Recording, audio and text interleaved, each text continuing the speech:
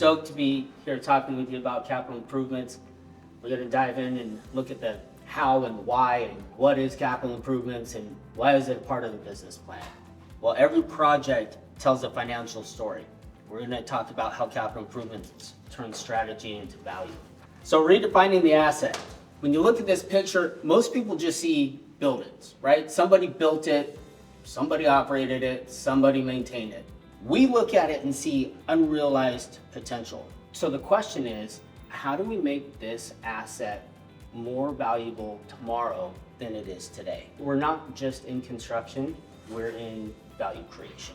Construction is what we do, but business plan realization is why we exist. So construction and strategy are not competing ideas. Construction's the main vehicle through which we realize the business plan. It comes together. So we've got in construction execution, we are delivering high quality projects safely within the schedule, within the budget, with minimal disruption. The goal is to get to the business plan realization where we're hitting our target rents, we've got our NOI growth, we're increased occupancy, and we're increasing the asset valuation. Every project and every dollar and every day will either move us closer to that project realization or push us further away. The market dictates value and we execute to meet it. We have these dollars sitting over here that need to be deployed. And we've got to figure out what are we going to do with them. In this example, I'm going to steer toward unit interiors because that's kind of the most relevant to this idea here. What we don't want to ask is, do we like it? The market does not negotiate with us. It does not care what your personal preferences are. If you prefer marble over quartz. Asking that question of what do I like and getting your personal preferences involved, that's not going to get you paid. It'll lead to over improving the asset and not realizing the value that you should have. The question that you ask is, will the market value what I'm doing with this dollar? Will it pay me for it? One of the fastest ways to lose money in real estate is one, to buy the wrong asset, but two, to over improve the right one. Another example of, besides the interiors, I was looking at a project quite a while ago in the due diligence stage, and at initial look, I'm looking at the siding and it's lap siding, but man, it's tired. It's in bad shape. It's probably 5-6 years past when it should have been painted. They've got ugly patchwork going on. I noticed some of the trim had some wood rot in it. Initial reaction, reside the whole thing. Well, that's north of $1 million price tag on that. Upon looking at it, I noticed that the siding was actually doing its job.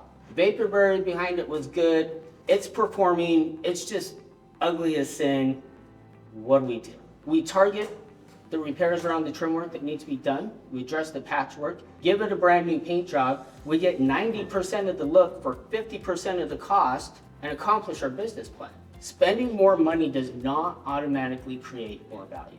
Every capital dollar must be assigned a job. So what are those jobs? The first one is to protect value. This is to preserve the asset and reduce the risk. It's expense mitigation, right? It's taking care of stuff that we don't necessarily get paid for. This would be roofs, structural issues, making sure balconies aren't falling off the building, any electrical plumbing, making sure toilets aren't overflowing. All of those things that the market will pay us for, but it does demand it. Don't walk in to look at apartments and walk into one, they say, well, we've got water coming through this ceiling because of a roof leak. However, I do have one over in building 3 that for $50 more a month, they have one that doesn't leak. That's not the plan, but you expect your roof not to leak, but you're not going to pay more money for it. That's to protect the value of the asset. The next job is to create value. Now, this is the fun one, right? This is where renovations comes into play. We go in and we know what the market expectations are. We know what the market will pay us. So we meet those expectations and add in, make these units nicer, make the property nicer, add in everything that goes in here that people actually pay for. The third one, the shape perception job. The primary goal is to influence emotional behavior of these residents coming in. We're going to generate demand through this process. Examples are landscaping, exterior paint, curb appeal. Those are all things that shape the perception. The fourth job is to improve efficiency. Now this is your energy savings, water conservation. It has to do with your LED lighting, all of the things that save the property operating expenses. NOI, or net operating income, that's your total revenue minus your expenses. So two ways to increase that NOI is either to increase your revenue or lower your expenses. Not every project, as you can see, needs to increase rent, but every project has to improve the investment. The resident journey is the crucible of perception.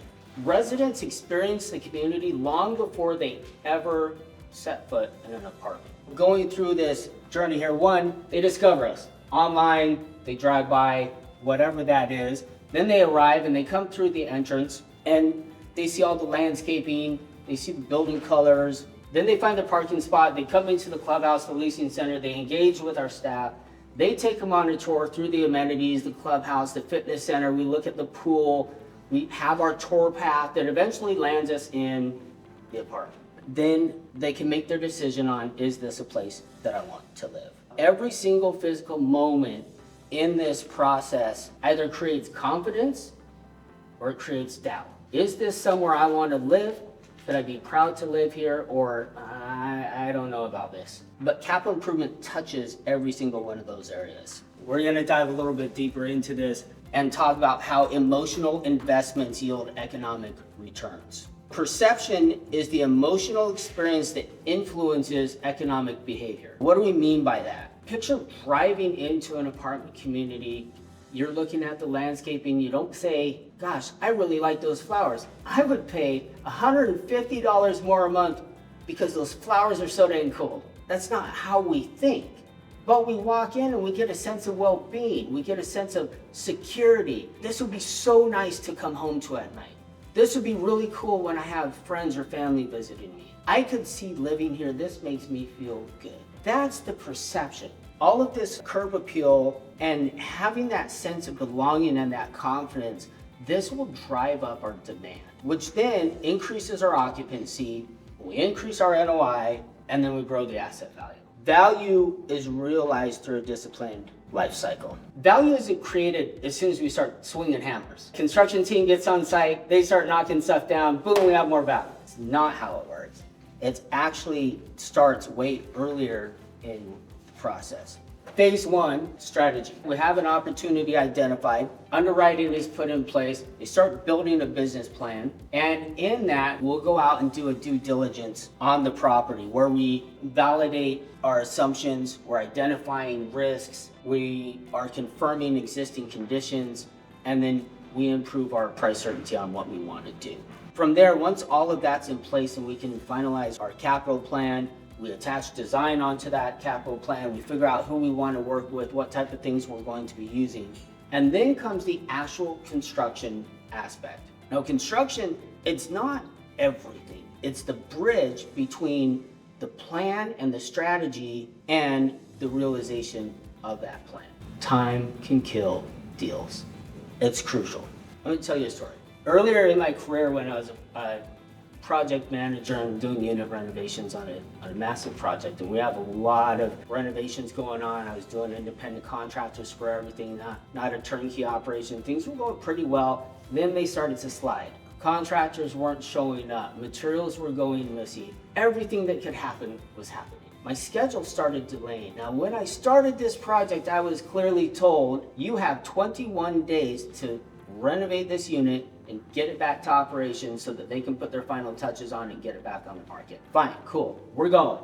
Well, as this drift starts happening, these units start taking longer and longer and longer, and I'm getting tremendous pressure.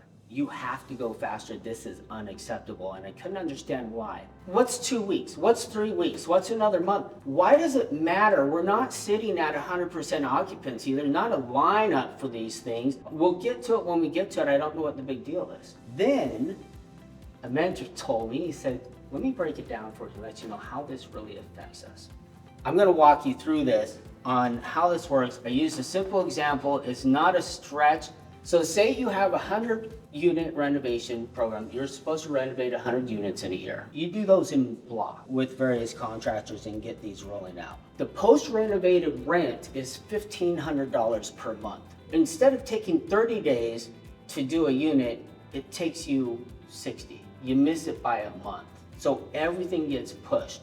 in essence, you have 100 months of rent that was not realized. So it's $150,000 of rental income that didn't come in because your units pushed a month. At a 6 cap, that's $2.5 million of valuation on that asset that just got pushed and delayed. We started hitting those because I realized there's a much bigger deal than what I thought. And that ripples out into other business plans and valuations and refis and everything else that you can think of. Construction doesn't create the value.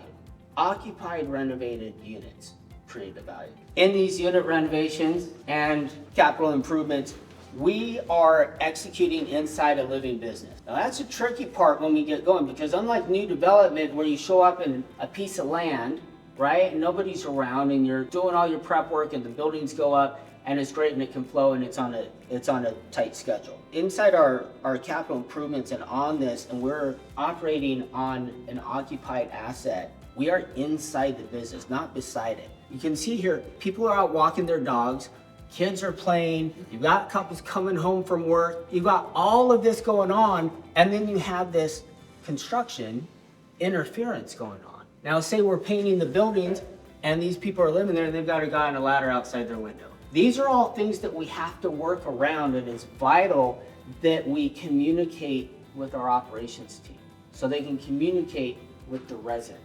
How do we navigate it? The thing I always say is control the controllables so when the uncontrollables happen, they don't break you. The objective isn't eliminating uncertainty. It's controlling everything that can be controlled and knowing what's controllable and what's not. You have weather delays, you have hidden conditions. We open up a wall to decide it and all of a sudden the wall's rotted out. Market changes. Something shifts in the market and we have to change our direction.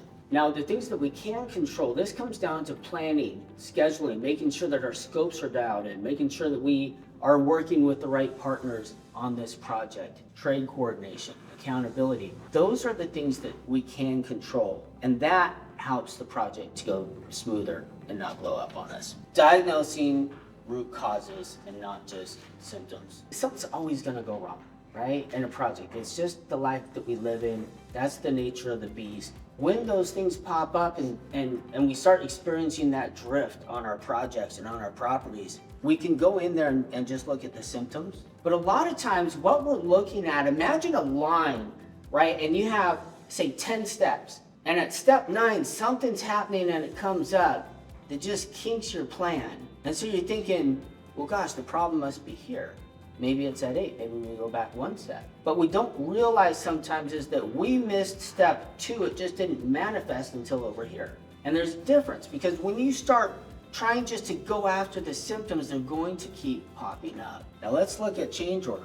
We have excessive change orders and we're coming down and we're saying, hey, look, we're gonna go do a root cause analysis. So instead of asking, well, who's to blame, ask what allowed this condition to exist.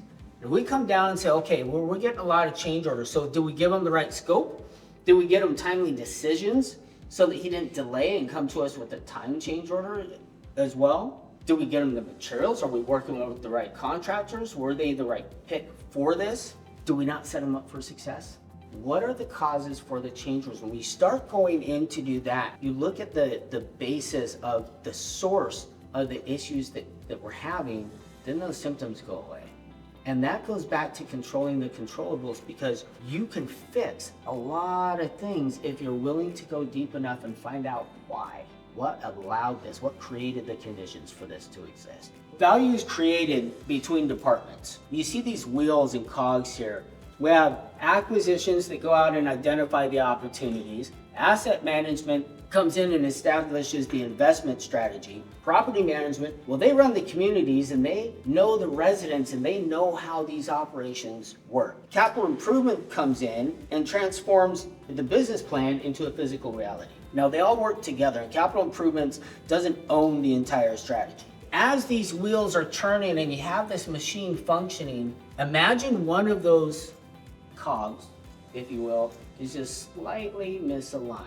Now, the machine's still working and it's functioning, but there's friction.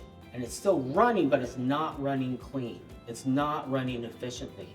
The realization of the business plan and our targets get a little muddled. Maybe communications isn't in line. So operations doesn't know what we're working on next week, and they can't give them the rent because we're not doing the job. That's the misalignment of these wheels that get a little bit off kilter. But if we dial them in and we're working together, then that value is created sooner and it comes at a higher velocity. When alignment breaks down, the asset suffers. Communication is vital, it's not a soft skill. Final ledger, principles of execution. You take away 5 things from this. I would propose that it be number 1, to understand that a business plan is just a document until people bring it to life. 2, every capital dollar has a job. Our responsibility is knowing what job that dollar has. 3, the wrong project executed perfectly is still the wrong project. 4, every delay has a cost and every decision has a consequence. 5, great execution is invisible until it's missing, right? How often do we go in there and nobody knows how good of a job you're doing until you fall? Capital improvements are not measured by the amount of construction completed. They're measured by how effectively their execution supports the business plan. At the end of the project, the market tells us if we wrote a good financial story. Our job is to make sure that we do. Thank you.